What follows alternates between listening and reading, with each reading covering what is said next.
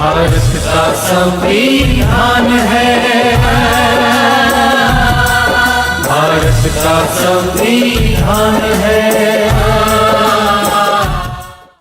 मात्र जिनके सदुपदेश से हम सबके जीवन को सही राह मिली, ऐसे सभी राष्ट्र पुरुषों को, राष्ट्र संतों को शत वंदन है। सर्वप्रथम मैं तथागत भगवान बुद्ध इनका स्मरण करता हूँ, बोधिसत्व बाबा साहेब अम्बेडकर इनका भी स्मरण करता हूँ, और लॉर्ड बुद्धा चैनल जो आने वाले समय में 26 नवंबर संविधान दिवस के रूप में जो प्रतिक्रिया चाहते हैं और इस दिन का महत्व बहुत अच्छी तरह से बढ़ाना चाहते हैं, जिसकी आज नितांत आवश्यकता भी है। मैं उनको बहुत बहुत बधाइयाँ देता हूँ कि बहुत सुंदर काम आप करने जा रहे हैं। भारत की राज्य घटना एक पवित्र ग्रंथ है, महाग्रंथ है। आज हम लोग जो बात कर पा रहे हैं, शायद ये ग्रंथ उपलब्ध है भारतवर्ष में, इसीलिए हम अपने विचार जो है वो खुले तौर पर सबके समक्ष हम प्रस्तुत कर सकते हैं। उसके लिए भी यह घटना ही हमको सपोर्ट करती है। आदरणीय डॉक्टर बाबा साहेब अम्बेडकर, इन्होंने बहुत ही सुंदर इस घटना की रचना की है। सबको पता है कि 9/12/1946 को संविधान सभा की स्थापना हुई।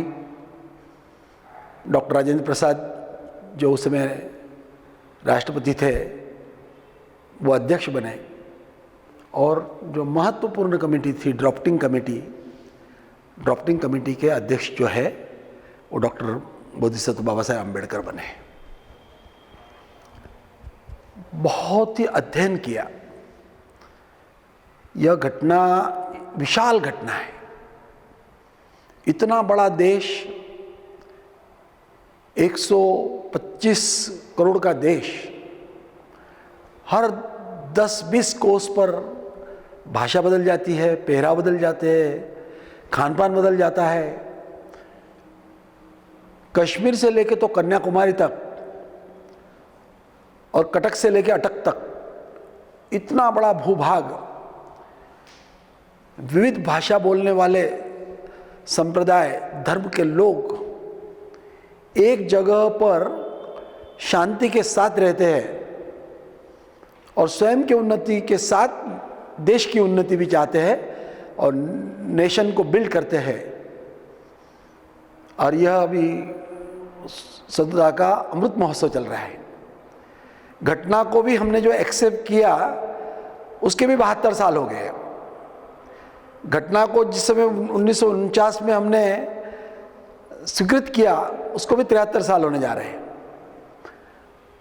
तो ये सिद्ध होता है कि यह घटना परिपूर्ण है और इतने बड़े भूभाग और देश को विविधता में एकता का जो संदेश है, उसको ये घटना जोड़कर रख सकती है और उस देश की वैश्विक स्तर पर उन्नति हो सकती है।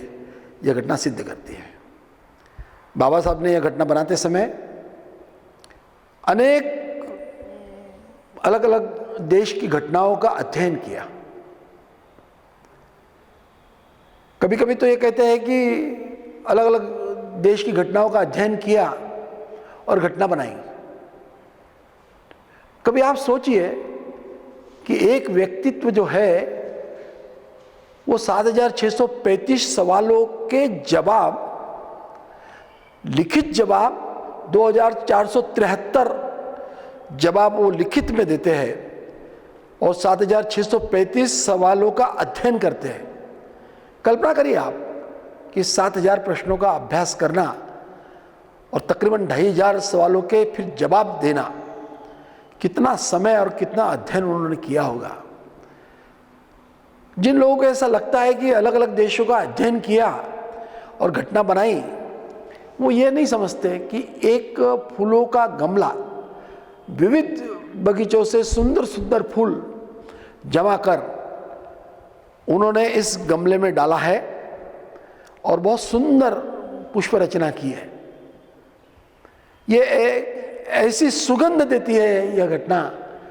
बाबा साहब तो स्वयं कबीरपंथी थे, तो कहा जाता है कबीरा संगत साधु की जो गंधी का बास, जो गंधी कुछ देवे नहीं देवे बास सुवास। अगर किसी अत्तर के दुकान के बाहर हम लोग खड़े रहे, भले ही वहां से हम अत्तर हमें नहीं मिला, तब भी वो अत्तर की जो सुवास है, उसकी फ्रेगनेंस जो है, वो हमको महसूस होती है। और इसलिए बाबा साहब की घटना को जिस समय हम लोग देखते हैं तो उसमें फ्रेगनेंस ऑफ फ्रेटर्निटी जो है, बंधुता की जो बात की है, वो बहुत बड़ी बात की है। और उसी बंधुता की बात के आधार पर आज पूरा देश जो है वो जोड़ कर रखा है। बाबा साहब ने निरंतर 2 वर्ष 11 माह और 18 दिवस का निरंतर अध्ययन के पश्चात यह घटना जो है वो सबमिट की घटना समिति को, और वो दिन था 26 नवंबर 1949। और वहाँ से वो घटना हमारी जो है वो अमल में आती है 26 जनवरी 1950। हमने घटना को एक्सेप्ट किया।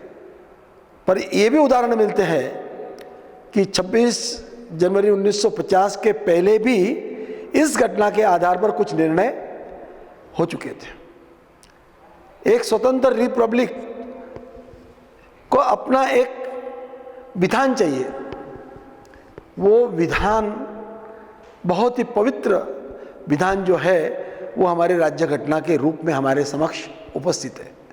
इसका प्रेमबल जो है वो बहुत ही सुंदर शब्दों में, हम भारत के लोग, यहां आय नहीं है, यहां वी का उपयोग किया है, यहां अनेक वचन का उपयोग है कि हम भारत के लोग। और फिर आगे आता है कि भारत के नागरिक, यानी हमने शुरुआत की लोग, और जिनको अधिकार दिए वो बन गए नागरिक। मतलब कि जब नागरिक बन जाता है तो उसको अपने कुछ अधिकार होते हैं, सेम टाइम उसको कुछ अपने कर्तव्य भी होते हैं। तो घटना में हर नागरिक के अपने अधिकार भी दिए हैं और सेम टाइम उसके कुछ कर्तव्य भी दिए हैं, जिन अधिकारों को हम लोग फंडामेंटल राइट्स बोलते हैं। और हमारी देश के प्रति जो ड्यूटीज़ है, वो हमारे जो कर्तव्य है, इसका भी विशद इससे किया है। सबको न्याय मिलना चाहिए। न्याय, कौन सा न्याय मिलना चाहिए? आपको सामाजिक, सोशल, इकोनॉमिक, अर्थशास्त्र के दृष्टि से आर्थिक लाभ, पॉलिटिकल, राजनीतिक लाभ, यानी न्याय, आपको तीनों तरह के न्याय मिलना चाहिए। फिर वो आगे कहते हैं न्याय, स्वतंत्रता। किस चीज की स्वतंत्रता? आपको अपने विचार रखने की स्वतंत्रता, आपको अपने विचार करने की स्वतंत्रता, आपको अपने अभिव्यक्ति व्यक्त करने की स्वतंत्रता, आपको अपने मान्य धर्म की उपासना करने की स्वतंत्रता, आपको अपने विश्वास रखने की स्वतंत्रता। इस तरह से उन्होंने हमको लिबर्टी दी, उन्होंने हमसे न्याय किया, उन्होंने हमको स्वतंत्रता दी, समानता, इक्वेलिटी। व्यक्ति की गरिमा की बात की गई, व्यक्तित्व की बात की गई, स्टेटस की जो बात है, इंडिविजुअल व्यक्ति को जो सम्मान दिया गया है।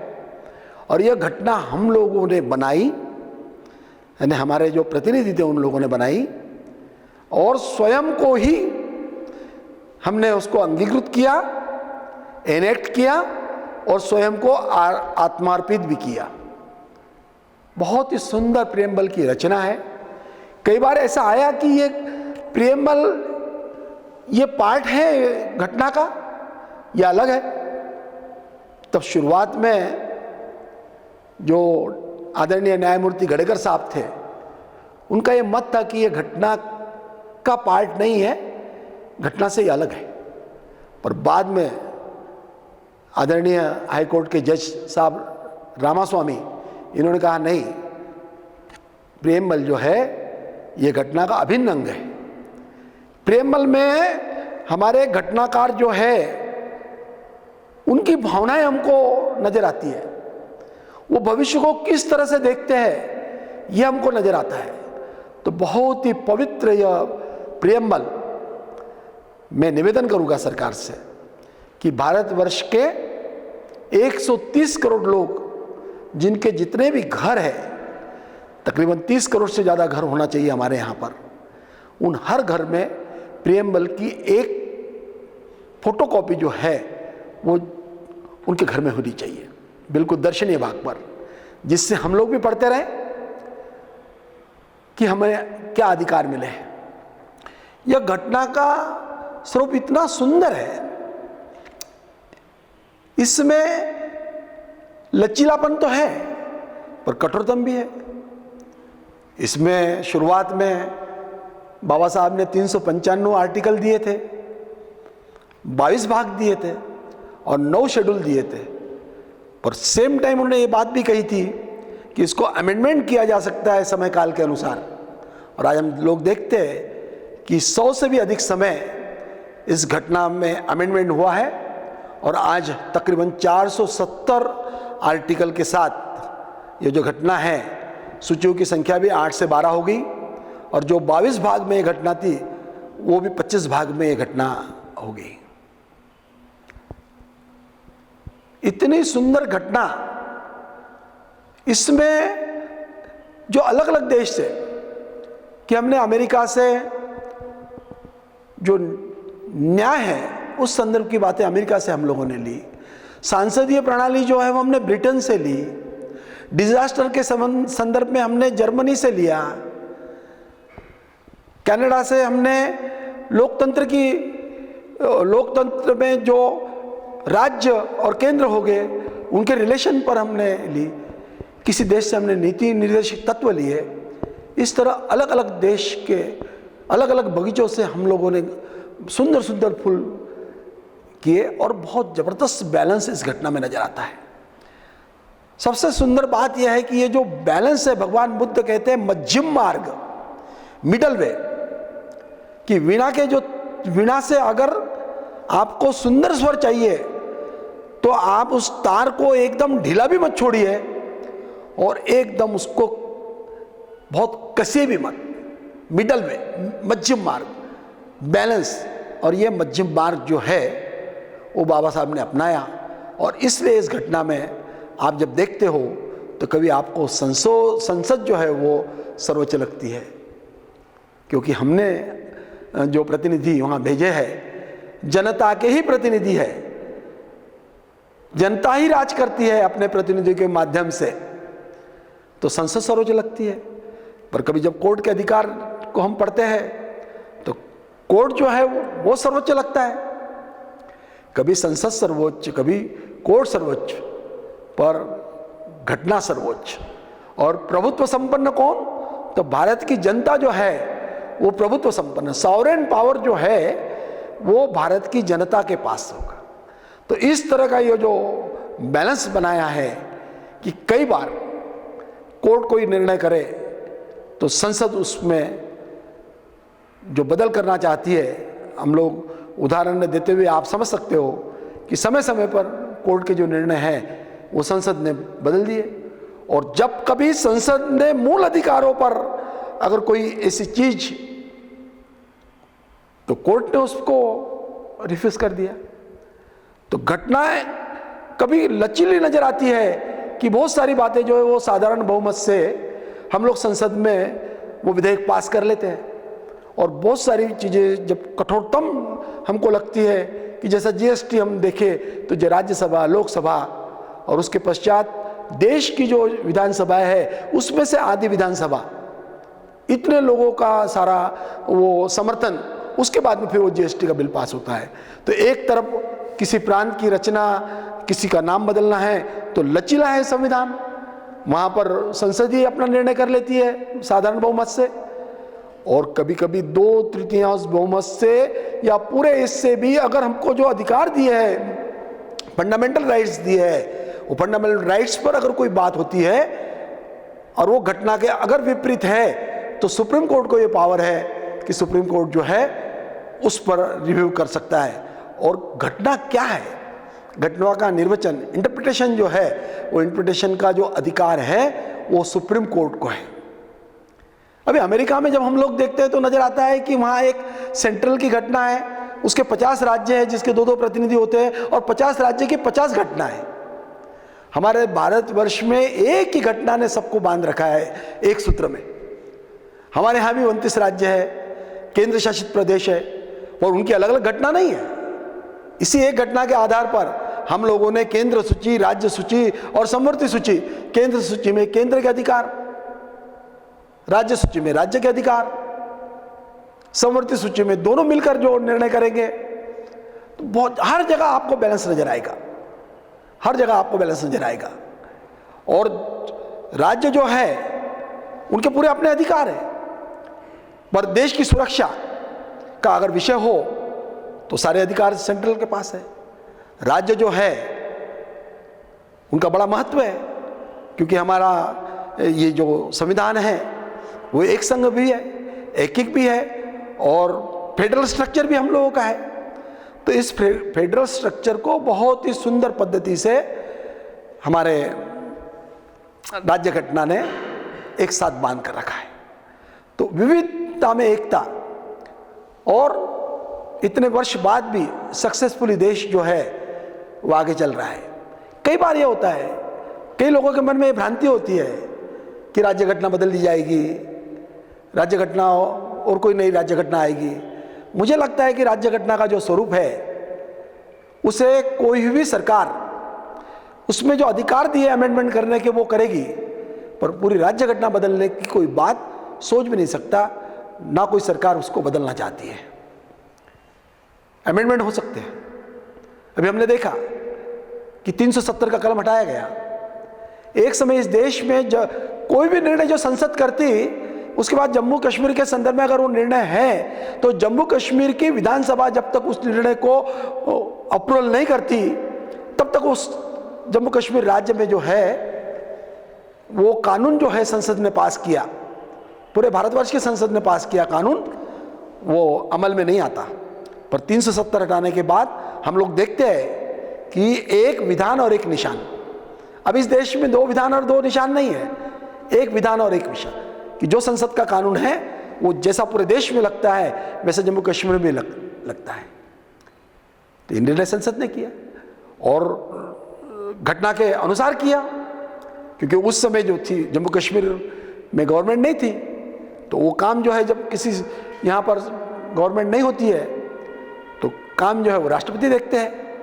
तो उस समय संसद जो होती है, संसद ने उसको मंजूरी दी, और फिर वहाँ कोई गवर्नमेंट ही नहीं थी उस समय, तो यही गवर्नमेंट थी, इन्होंने मंजूरी दी, और वो 370 जो कलम है वो जो है वो रिपेल हुआ। तो आज हमको नज़र आता है कि पूरा भारतवर्ष जो है वो जम्मू कश्मीर में प्रवास भी कर सकता है, जम्मू कश्मीर में कोई अपना कामकाज करना है तो कामकाज भी करता है, कोई भूमि लेना है तो भूमि भी ले सकता है।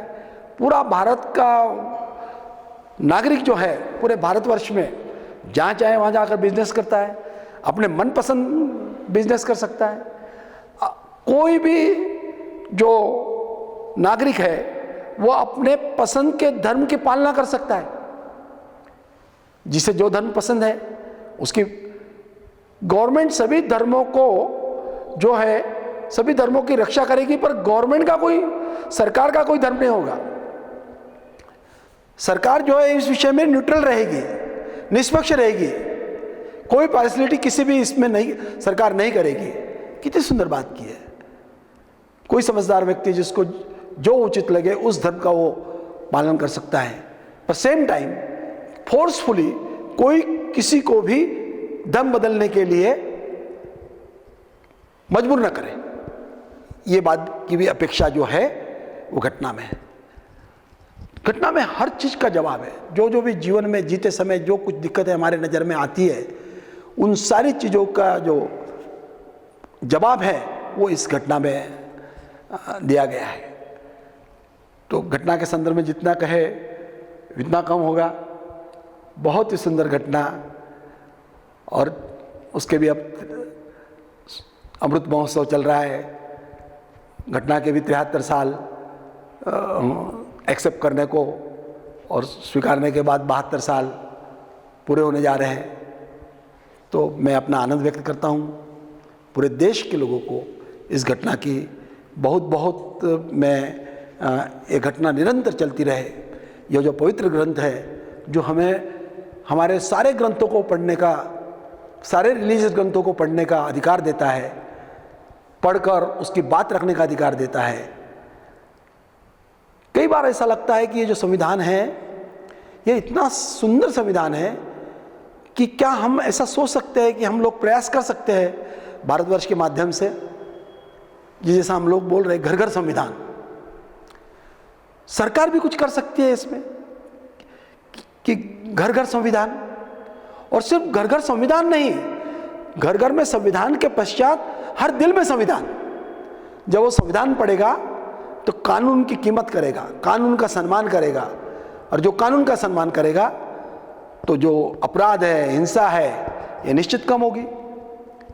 हम लोग आगे जाकर ये भी सोच सकते हैं कि क्या यह जो इतने परिश्रम के पश्चात बनी जो घटना है, क्या भारतवर्ष प्रयास कर सकता है कि इसको ग्लोबल कॉन्स्टिट्यूशन के रूप में भी हम लोग प्रयास करें?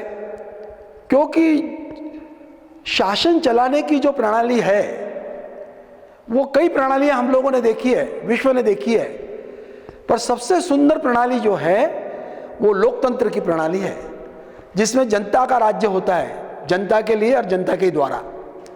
सुंदर डेफिनेशन अब्राहम लिंकन साहब ने दी थी, of the people, for the people, by the people.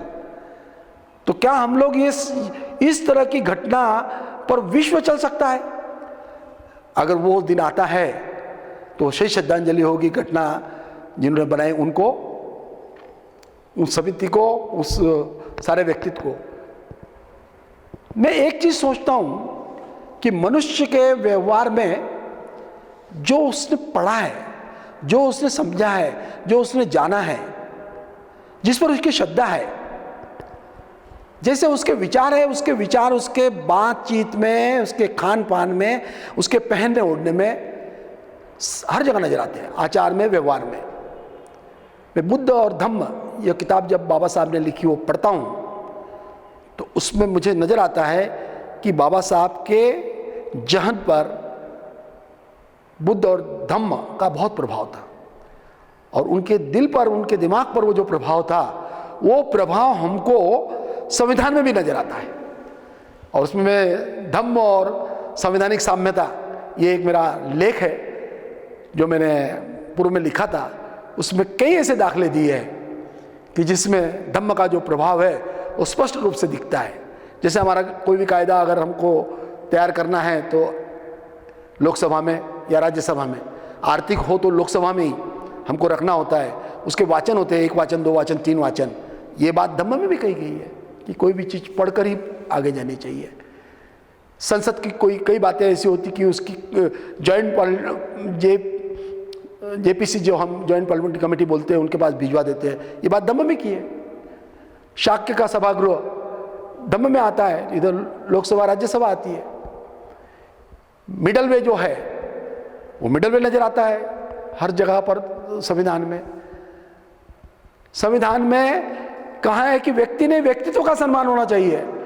तो हम लोग जो पद्मश्री, पद्म विभूषण और भारत रत्न दे रहे हैं, ये व्यक्ति का नहीं, व्यक्तित्व का सम्मान है। तो इस तरह से कई ऐसे उदाहरण हम लोगों ने देकर ये बताने का प्रयास किया है कि धम्म का प्रभाव बाबा साहब पर हुआ, और बाबा साहब के जहन में जो था उसका प्रभाव हमको घटना पर बहुत अच्छी तरह से दिखता है। भगवान बुद्ध के विचार, यहाँ पर तो राष्ट्र संतों के विचारों की मान्यता है, और भगवान बुद्ध जो है वो तत्व के साथ तथ्य की भी बात करते हैं। उन्होंने तथ्य की बात की, उन्होंने मार्ग दिया, अष्टांगिक मार्ग दिया। उन्होंने हर जो जिनको हम लोग पैगंबर कहे या तीर्थंकर कहे, सभी ने अपने अनुयायियों को एक सुंदर मार्ग दिया है। वैसे भगवान बुद्ध ने भी बहुत सुंदर मार्ग दिया है, अष्टांगिक मार्ग दिया है उन्होंने। तो इस तरह का जो घटना बाबा साहब ने बनाई, वो समय पढ़ने में जब आता है कि बहुत बड़ी संविधान समिति बनी, तकरीबन 270 लोग हमारे राज्य से, 229 लोग और 70 लोग जो उस समय रियासत थी, ऐसे 299 लोगों की एक कमेटी, और उस कमेटी में ड्राफ्टिंग कमेटी की जवाबदारी बाबा साहब पर। उस समय उनकी तबीयत और इन सारी स्थितियों में उन्होंने इस घटना को 2 वर्ष 11 महीने 18 दिवस निरंतर परिश्रम कर बहुत ही सुंदर, और विशेष है इस घटना का कि हस्तलिखित घटना हमारे देश में आज भी उपलब्ध है। शुरुआत की जो दोनों जो कॉपी है वो इंग्लिश और हिंदी में, ये घटना की जो कॉपियाँ है वो आज भी हमारे भारतवर्ष के पास में बहुत ही जतन करके रखी गई है। तो ये घटना जो है बहुत सुंदर, इसका प्रेम्बल भी इतना ही सुंदर, संतुलन बहुत ही बढ़िया इसमें बनाया है, और इस घटना के आधार पर इस देश को निरंतर प्रगति की ओर देश जाएगा। और जो प्रयास चल रहे हैं सरकार के, जिस तरह से हमारे परिश्रमी प्रधानमंत्री आज अपना परिश्रम कर रहे हैं, निश्चित हमको लगता है कि सबके सहयोग के साथ सबका विकास होगा, सबका सहयोग होगा। और एक दिन जो कल्पना हमारे पूर्वजों ने की थी कि भारत जो है ये विश्व गुरु था और विश्व गुरु बनेगा, तो एक दिन निश्चित ही इस घटना के आधार पर भारतवर्ष जो है वो विश्व गुरु बनेगा। घटना दत्त अल्पसंख्यक अधिकारों के संदर्भ में प्रश्न पूछा गया है, जिसके जवाब में मैं कहना चाहूँगा कि भारतीय राज्य घटना में माइनॉरिटी ये शब्द आता है। माइनॉरिटी का ही मतलब होता है अल्पसंख्यक, और बाबा साहब ने ये अल्पसंख्यक शब्द जो इसमें दिया है, उसमें कलम 30(1) जो कहता है कि आप जो धार्मिक आधार पर जो माइनॉरिटी है, अल्पसंख्यक है, जैसे कि हमारे देश में अभी 6 माइनॉरिटी के आधार पर अल्पसंख्यक है, जिसमें मुस्लिम है, सिख है, ईसाई है, पारसी है, बुद्ध है और जैन है। ये 6 धर्म के आधार पर ये माइनॉरिटी मानी गई है। इसी तरह इस देश में लिंग्विस्टिक आधार पर भी माइनॉरिटी मानी गई है कि मैं अगर महाराष्ट्र में रहता हूँ और महाराष्ट्र की भाषा मराठी है, तो अन्य प्रांत में जहाँ की भाषा मराठी नहीं है और वहाँ पर जो उस राज्य की जो लोक संख्या है उससे 50% से कम में यह जो भाषा है, जहाँ मैंने उदाहरण दिया मराठी का, वे लोग रहते हैं, तो उनको लिंग्विस्टिक माइनॉरिटी वहाँ मिल जाती है। एक और उदाहरण हम देखेंगे कि हम लोग महाराष्ट्र में रहते हैं, महाराष्ट्र की राजभाषा मराठी है, पर यहाँ कोई मणिपुरी हो या कर्नाटक से हो या छत्तीसगढ़ से हो, हमारे महाराष्ट्र की जो लोक संख्या है उसके 50% से कम से अगर उनकी संख्या होगी, तो वह जो है महाराष्ट्र में माइनॉरिटी अल्पसंख्यक इस विषय में आ जाएगा। तकरीबन 22 भाषा शेड्यूल 8 में ये दी गई है, अलग अलग राज्य की वो भाषाएं है, जिसमें हरियाणा है, पंजाब है, कर्नाटक है, तमिलनाडु है, महाराष्ट्र है, राजस्थान है, ऐसे अलग अलग हमारे जो घटक राज्य है उनकी वो सारी भाषाएं हैं। तो एक तो रिलीजियस आधार पर माइनॉरिटी मिलेगी और एक मिलेगी भाषा के आधार पर जो कुछ उसके लाभ हैं वो समान है। भाषा के आधार पर और धर्म के आधार पर लाभ में कोई फर्क नहीं है। तो 30(1) में कहा गया है कि जो माइनॉरिटी की संस्थाएं है, माइनॉरिटी का जो समाज है, उन्होंने कोई अगर संस्था तैयार की और उस संस्था को तैयार करते समय उसके जो ट्रस्टी है, वो जितने ट्रस्टी है उसके 50% से ज़्यादा उस कम्युनिटी के है या उस भाषा को बोलने वाले हैं।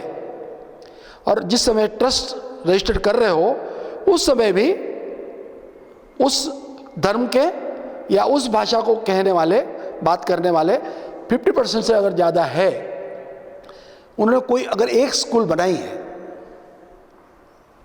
और उस स्कूल को अगर उस राज्य ने मान्यता दी है तो उनको यह अधिकार मिलता है, माइनॉरिटी का स्टेटस मिलने के पश्चात, अल्पसंख्यक दर्जा मिलने के पश्चात, वो उस राज्य में अपने पसंद की, अपने रुचि की, देयर चॉइस ऐसा शब्द वहाँ यूज़ किया है, वो किसी भी शैक्षणिक संस्था का निर्माण कर सकते हैं और उसका प्रशासन कर सकते हैं।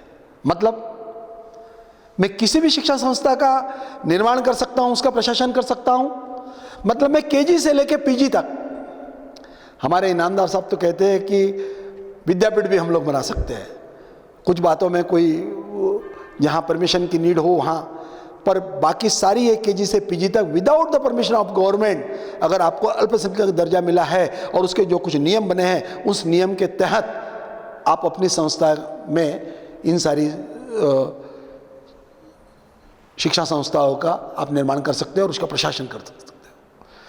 निर्माण कर दिया, प्रशासन में फिर अपॉइंटमेंट है, प्रमोशन है, एडमिशन है, ये सारी जो चीज़ें हैं ये आपको मिलती है। उस संस्था में आपके अपने समाज के 50% छात्रों को एडमिशन मिलती है। एक बार माइनॉरिटी मिलने के पश्चात उस कम्युनिटी के छात्रों को, छात्राओं को गवर्नमेंट की स्कॉलरशिप मिलती है। हमने इस विषय पर भारतीय जन संगठन के माध्यम से 6 किताबों का संकलन किया, जिसमें हमने छात्र छात्राओं को क्या लाभ है, शिक्षा संस्थाओं को क्या लाभ है, स्त्री वर्ग महिला वर्गों को क्या लाभ है, बिजनेस करने वाले जो लोग हैं उनको क्या लाभ है, जो ट्रस्ट है उनको क्या लाभ है, इस तरह की अलग अलग किताबें जो है वो हमने कंपाइल की है भारतीय जन संगठन शांतिलाल जी मुत्था के नेतृत्व में। तो माइनॉरिटी के ह्यूज बेनिफिट्स है, ह्यूज बेनिफिट्स है। एक बार माइनॉरिटी का स्टेटस आपको मिलने के पश्चात गवर्नमेंट जो है वो धर्म, भाषा, इस किसी भी आधार पर आपसे किसी भी तरह की ग्रांट, धनराशि देते समय भेद नहीं करेगी आपके साथ में। उस संस्था को बढ़ाने के लिए सरकार जो है जो पॉसिबल है वो आपको सरकार सहयोग करेगी। तो इस तरह से माइनॉरिटी का स्टेटस ये मिल जाता है। हम लोगों ने कॉन्स्टिट्यूशनल वैल्यूज़ को इतनी वैल्यू दी कि हमारे जो नेशनल प्रेसिडेंट श्री शांतिलाल जी साहब मुत्था, उन्होंने कॉन्स्टिट्यूशनल वैल्यूज जो है कि जस्टिस की बात हमने की, हमने फ्रेटर्निटी की बात की, समता की बात की, बंधुता की बात की, न्याय की बात की, इन विषयों को लेकर मूल्यवर्धन का बहुत बड़ा एक सिलेबस बनाकर कोर्स तैयार किया है। और महाराष्ट्र में और गोवा में,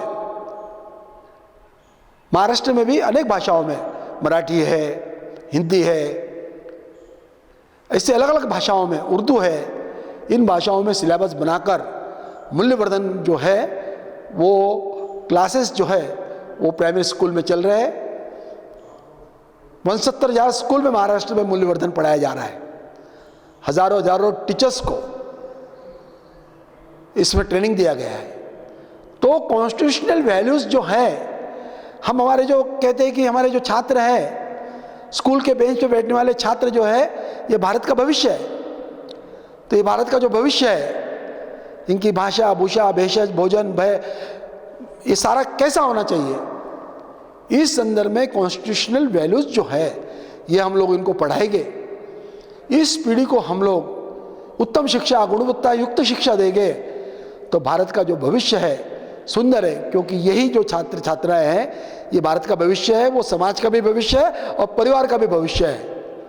और इसलिए घटना के आधार पर भी इस देश में जो भी लॉ बनेगा, विधि बनेगी, वो घटना के आधार पर ही बनेगी। घटना ही सर्वोच्च और प्रभुत्व संपन्न जो है इस जनता। एक बार फिर मैं ये प्रश्न पूछा, उसका जवाब देने का मैंने प्रयास किया। फिर आपको बहुत बहुत धन्यवाद देता हूँ। भारत का संविधान है, भारत का संविधान है।